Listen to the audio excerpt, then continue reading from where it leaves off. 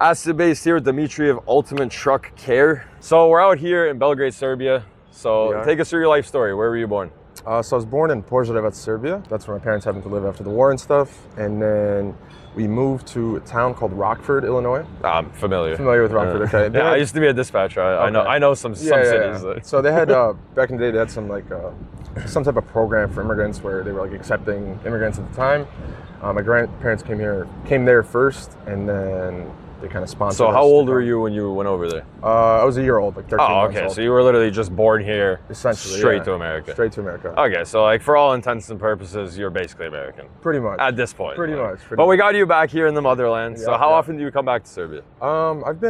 Since we moved to America originally, I've been back like 4 or 5 times. Okay. So once every couple years. Yeah, that's not bad. I mean, that's all you really need to, unless you have like family or something. Yeah, most of my family is already in the States, so.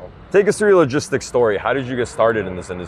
Okay, so when we moved to America originally, my dad was working some BS jobs. Factory stuff. Literally factory stuff. Literally. And the immigrant path. Correct. And then that's approximately when they cracked the code of trucking.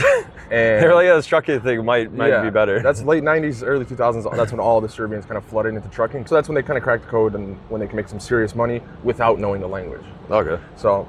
Yeah, we didn't have the English proficiency test until about like 2 months ago. Yeah. So my dad. There was about a 20-year gap where you didn't need to speak that much English. Absolutely.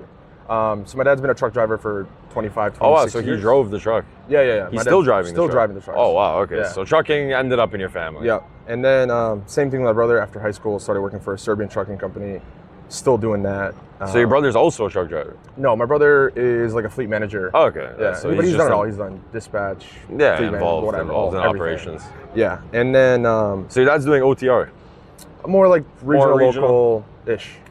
So how did you end up in trucking? In what capacity? What was your first role in logistics? So after high school, I didn't really know what to do. I knew. That's fair. I didn't want to go to college just because I didn't know what I'd be going for. And then again, my whole family's in trucking. I was like, fuck it. I'll get my fuck it. I'll get my CDL and the classic logistics entry story. Absolutely. Like I don't know how I ended up here. I just ended up here. So I got my CDL and then I found a small local company that I started driving for. Started off doing box trucks because I had my Class A, but I didn't have any experience really. Yeah, nobody gonna hire you except for like the Swifts of the world. Exactly. Have some like crappy pay. Yeah. So I did that. I drove box trucks for like a year and then hopped into a semi for the same company. I mean, that's how it started. Okay, so then take us through the progression. I mean, how long did you spend as a truck driver? Yeah, so in total, I spent 4 years as a local truck driver for the same company. And then... And you're home every night at that point? Home every night, yeah. Nice. And then the company that I was working for, they started a brokerage. The owner of the company knew I wasn't meant just to be just a truck driver. Yeah. And I wanted to make some more money. You had some further progression system to just sit in the truck. Absolutely.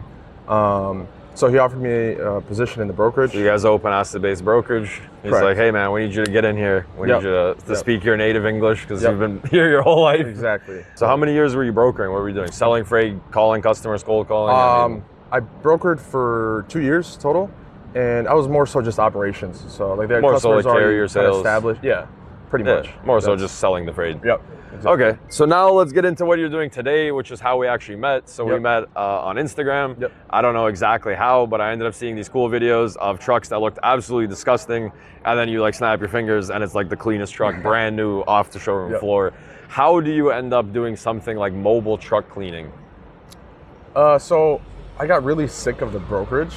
Or doing day-to-day operations. Yeah, it got really annoying. It's a grind. I like the 9 to 5. I don't like that after hours tracking and this and that. Yeah, brokering, dispatch life, that's not really a 9 to 5. Yeah, for me, I hated it. I mean, for example, we're sitting with a Serbian dispatcher who an hour ago, which is 12 o'clock Serbian time and 5 a.m. Chicago time, is answering his phone because his truck blew a tire. Absolutely. Man. So, I mean, even on the dispatch outsource side, that's not a 9 to 5. Yeah, so. It sucks, man, especially when you're dealing with other people's trucks and not your own trucks. You know, it's a little easier as a carrier because you know so you want to get a 9 to 5, you want to stay somehow in trucking. Yep. How did you get the idea? You're like, I'm going to buy a little van and I'm going to clean trucks. I mean, it's a pretty wild thing to get into. Yeah, I was at a point where I was literally wanted to start anything just to be doing it on my own. Yeah, like for yourself, your own boss. Yeah.